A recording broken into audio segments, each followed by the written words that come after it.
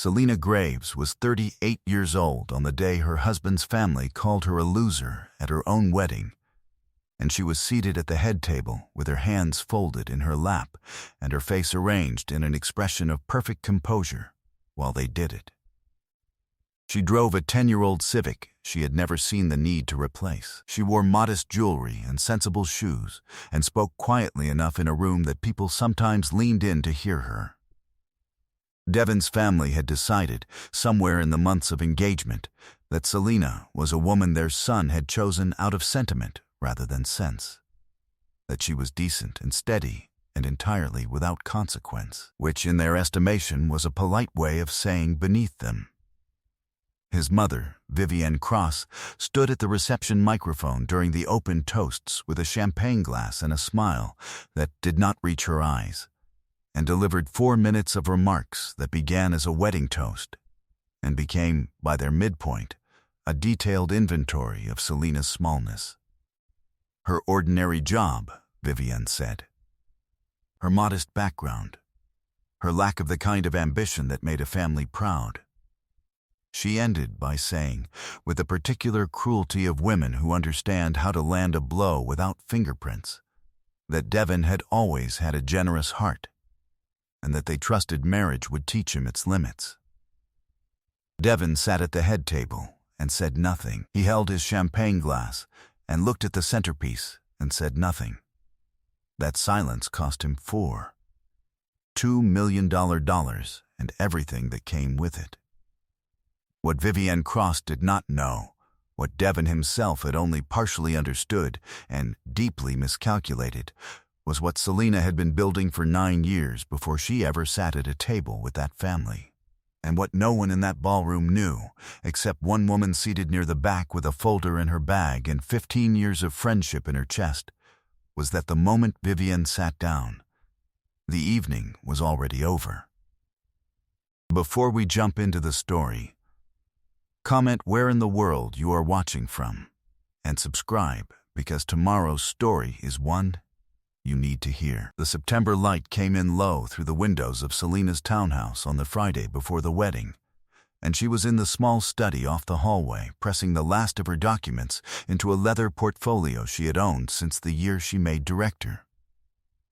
The portfolio was worn at the corners, and the brass snap had been replaced once. She had been offered a new one by her office manager, who considered the old one an embarrassment for someone at her level. She had declined. She knew what level she was at, and had no particular need for it to be legible to people who had not earned the information. She was a logistics director for a federal defense supply contractor based in Virginia Beach, a position she had held for 6 years and built toward for 3 years before that. Her work involved the coordination of supply chains worth tens of millions of dollars annually, the management of vendor relationships across 4 states, and the kind of accountability that meant if she missed a detail, someone in a position she would never meet bore the consequence. She was, by every professional measure, exceptional at what she did. She was quiet about it in the way that people were quiet when they had nothing to perform. 9 years earlier, she had founded a logistics consulting company with a college friend, a small operation at first, then not small. The company had grown into a specialized firm that held a federal subcontracting award worth $2 million annually, renewed for the 3rd consecutive cycle the previous spring. Selina held a 53% ownership stake. Her name appeared on the federal vendor registration, the contract award letter, and the LLC operating agreement. It did not appear on her email signature, or her business cards, or in any conversation she had ever had with Devon's family. Because she had not been asked, and because, as her uncle had told her when she was 12 years old and impatient with the pace of things, some information is a door. You decide who gets a key. Her uncle, Reginald Graves, her father's older brother, who had raised her after her father's death when she was 9, had run a small freight brokerage in Chesapeake for 30 years and had taught her everything she knew about the movement of things. He was 74 now and still sharp, still arriving at his office 3 mornings a week to review contracts his younger partners brought him. She had called him that Friday morning to tell him the wedding was tomorrow and she was ready. He had said, in his particular way, "You were ready before you sent the invitations. Don't forget that." She had met Devon Cross 3 years earlier at a professional networking dinner she had attended reluctantly. At the urging of her best friend Renata, who had bought them both tickets and told her to stop spending every weekend with spreadsheets. Devon was handsome and confident, and spoke about his family's construction company with the easy pride of a man who had inherited something worth inheriting. He was warm with her in those early months, curious, attentive. The kind of man who remembered the small details of what she had told him, and reflected them back in ways that felt like being known. She had loved that quality in him. She had since understood it differently. The first sign she had dismissed was a question he asked 8 months into the relationship, in a tone she had not examined carefully enough at the time. He had asked, over dinner, whether her consulting work had ever touched government contracts. She had said yes, in a general way, and he had nodded and moved on. She had not thought about the question again until much later. In the corner of her study, on the second shelf of the bookcase she had built herself from reclaimed pine the year she bought the townhouse, was a small framed photograph of her uncle at his freight yard, taken when she was 16 and visiting for the summer. She had placed it there deliberately and had never moved it. It kept her honest about where things had started. She pressed the leather portfolio closed and set it beside her bridle clutch, a small ivory bag, elegant and simple, that Renata had helped her choose. She tucked one item into the clutch before she zipped it. A business card. Her company card, from the firm whose name appeared on a federal contract and on a vendor registry that included, somewhere in the application backlog, a construction firm from Virginia Beach that had been declined twice. She did not know, that Friday evening, that she would need it. She carried it anyway. She had been raised by a man who understood that preparation was not pessimism. It was respect for what the world was actually like. Some doors you build before you need them. 3 weeks before the wedding, Selina had been in the kitchen of the townhouse when Devon's voice came from the study, low and distinct, through the half-open door. He was on the phone. She was not intended to hear. She stilled the way she stilled in any situation where information was being offered that had not been formally presented, completely, quietly, without drawing attention to the fact that she was paying attention at all. She heard his voice say a name she did not recognize. A woman named Claudine. She heard the word sorted, used in connection with her own name in a way that did not describe a person being cared for. She heard him say, with a lightness that confirmed he believed himself unheard, that Selina's network was the real asset, that once the marriage was settled he would have access to the relationships and the situation could be managed. She heard the word managed.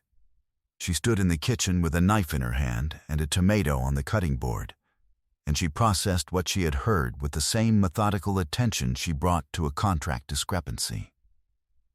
She did not move toward the door. She did not accelerate her breathing. She finished slicing the tomato, set the knife down on the board, washed her hands, and dried them on the kitchen towel hanging from the oven handle. Then she called Renata.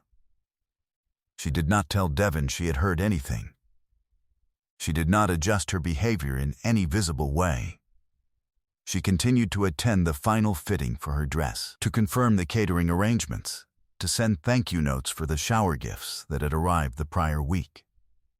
She was, on the surface, a woman preparing for a wedding.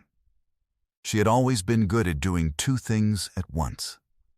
What she was doing underneath the surface was building a record. She pulled her own phone records and cross-referenced Devon's call history against the number she had heard him use. The one he kept on the secondary line he claimed was for work. She found 14 calls to a Virginia area code over 6 months, always during hours she was out of the house, always short. She noted the dates and kept them. She pulled the company's vendor registry account, which she had access to through her administrative login, and ran a search on Devon's family firm. Cross Construction LLC. The results came back in 30 seconds. 2 submitted applications for subcontracting consideration under her federal contract vehicle. The first submitted 22 months ago. The second submitted 7 months ago, 3 months before Devon had proposed. Both declined at the initial review stage. She sat with that for a long time. Devon had never mentioned the applications. Devon had sat across from her at dinner dozens of times in the past 7 months and had never once said his family's firm had applied for work under her contract. He had asked her, with apparent casualness, about the renewal timeline. He had asked about the criteria for vendor selection. He had asked what it took to get onto the approved list. She had answered in the general terms she used when discussing work with someone who did not need the specifics. She had thought he was making conversation. Her hands did not shake when she printed the registry search results. She photographed the screen as a backup.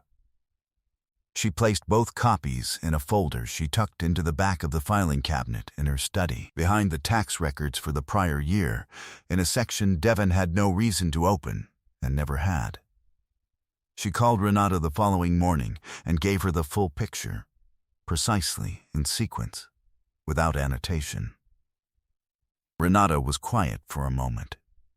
Then she said, "Do you want to know everything before you decide what to do?" "Yes," Selina said. "Everything, then give me 10 days. The quietest decision is sometimes the most complete one."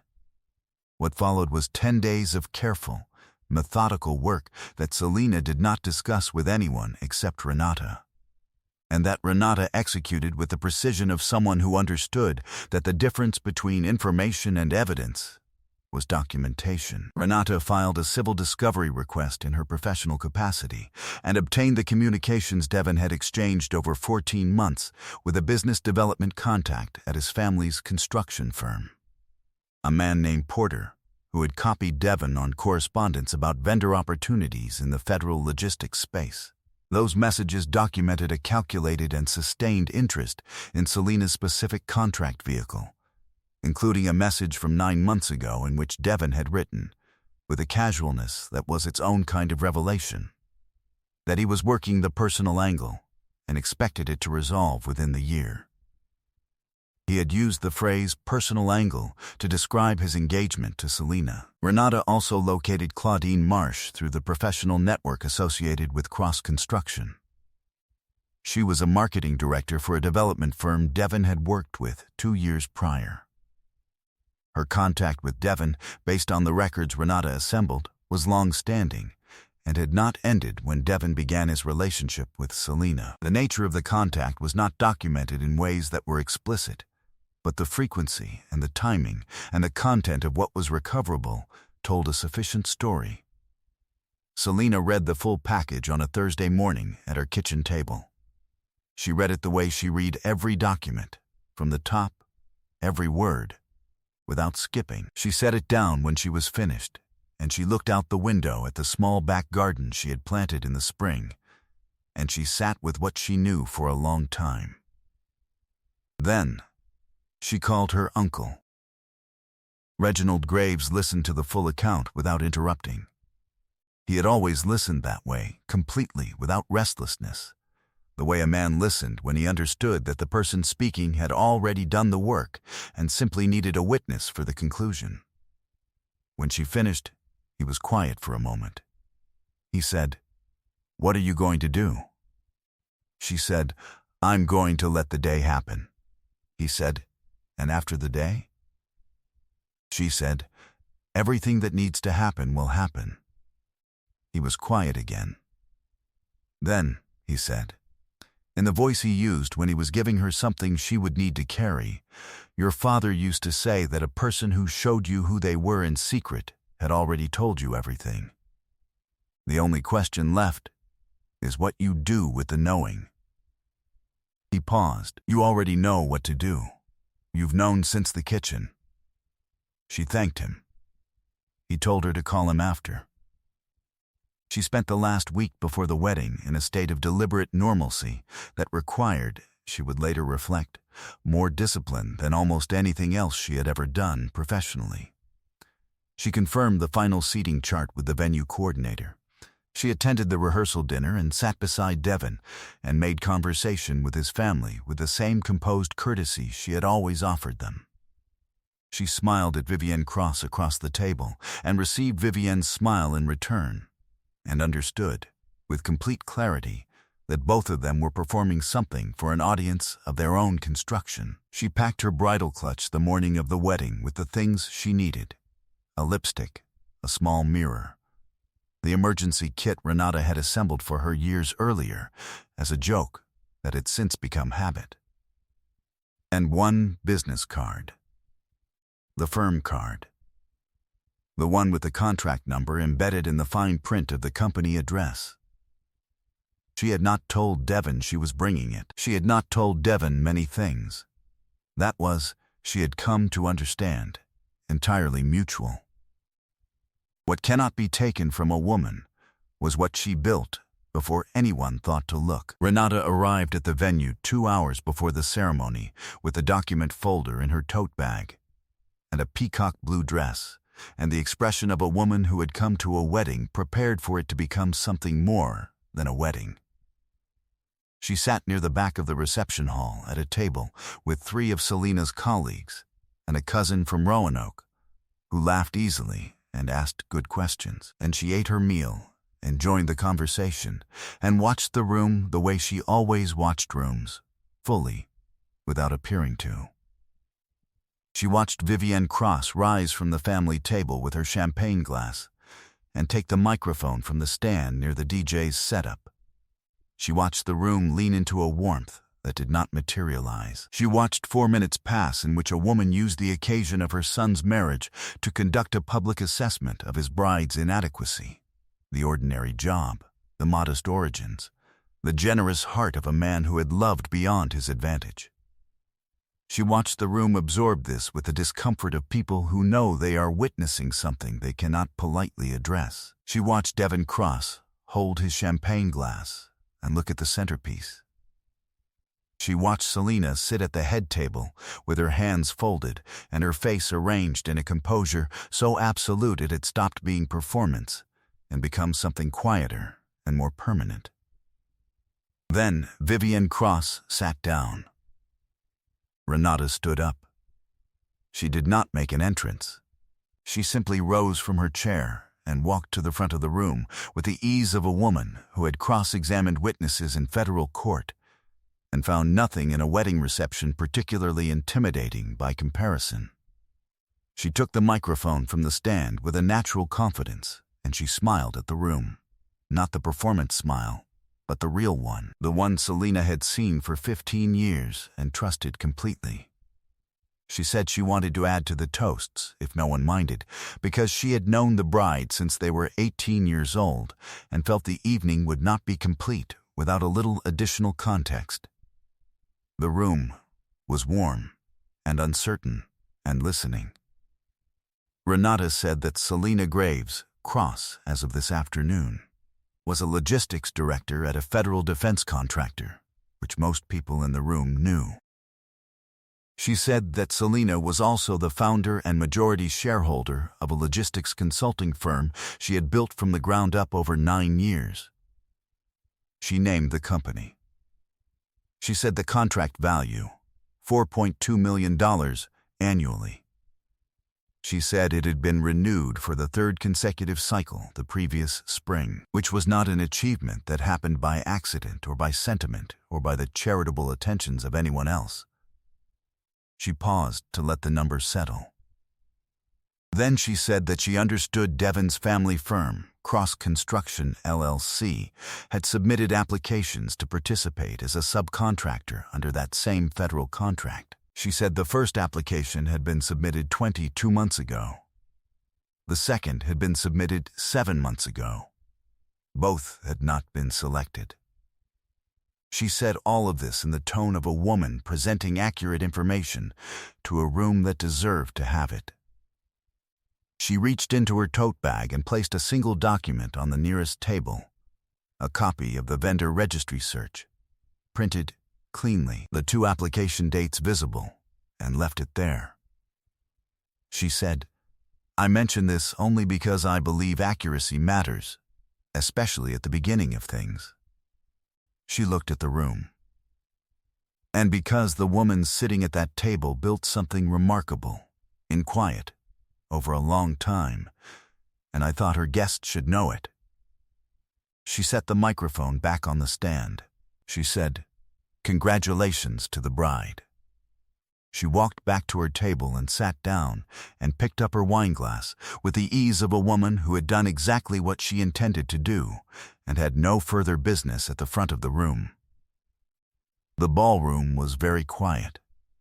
It was the quality of quiet that follows a thing that cannot be walked back. Vivian Cross's face had arranged itself into an expression Selena did not look at directly.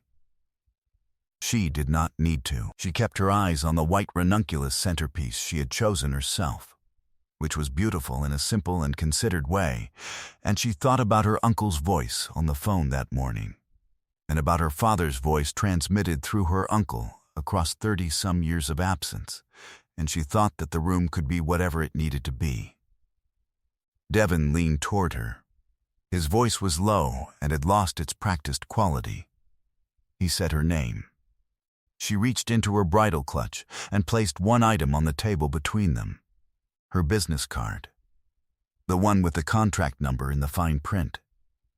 His eyes dropped to it, and then came back to her face and held there, and she let him look, because there was nothing left to manage. She said, quietly and without heat, "I think the evening is complete." She picked up her champagne glass. She held it. She did not drink. She sat at the head table of her own wedding reception, and she did not leave, and she did not raise her voice, and she did not give the room anything more than the composure she had carried into it, and the room was welcome to make of that whatever it could. Real power operated in quiet rooms, and sometimes in full ones.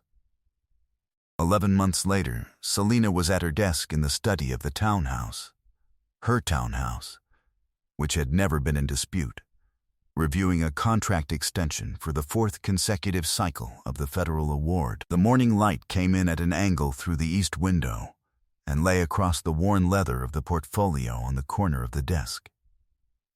She had not replaced the portfolio. She did not intend to. The divorce had been filed within the week of the wedding and was uncontested. There was nothing to contest, because Selena had never commingled her professional assets with the marriage, and because Renata had ensured the separation agreement was precise, complete, and entirely without ambiguity. It had resolved in the spring.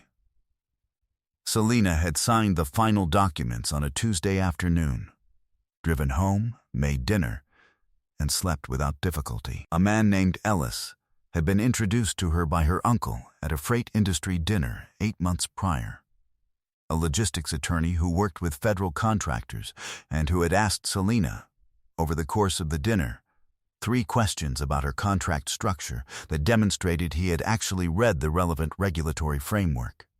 He was careful and direct and possessed the quality she had come to value most in people, which was the ability to be honest without performing honesty. He had asked to continue the conversation over coffee, which had become dinner, which had become a consistent and undemanding presence in her life that felt less like a new thing and more like the right fit for a space that had always been shaped wrong before.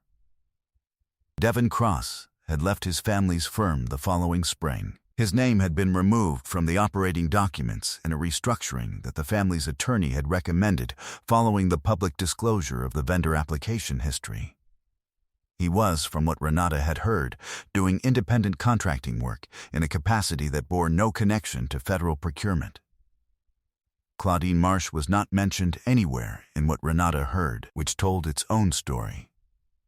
Vivienne Cross had not been in contact. Selina had not expected her to be. Uncle Reginald had called the morning after the wedding, as promised, and she had told him everything that had happened, and he had listened to it all, and then said, in his particular register, "Good. Now leave it there and keep moving."